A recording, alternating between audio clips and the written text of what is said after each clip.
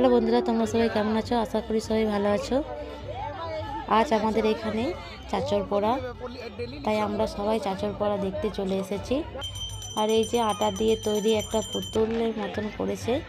আমি এত কিছু নিয়মকানুন জানি না, সেই সব নিয়মকানুনগুলি সুন্দরভাবে পালন করা হচ্ছে।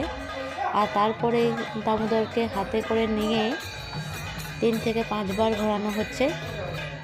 3 থেকে 5 বার ঘোরানোর পরে এই যে দামোদরকে কাছে থেকে খুব সুন্দর দেখাচ্ছে, এত কাছে থেকে আমরা সত্যিই দেখতে পাই না।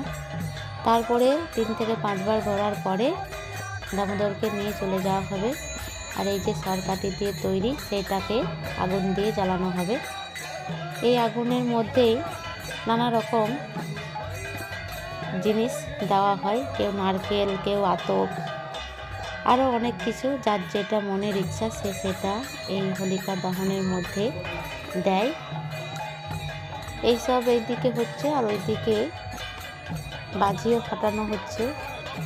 সব কিছু নিয়মকানুন করার পরে এই যে সরকাঠিটাকে আগুন জ্বালিয়ে দেওয়া হলো।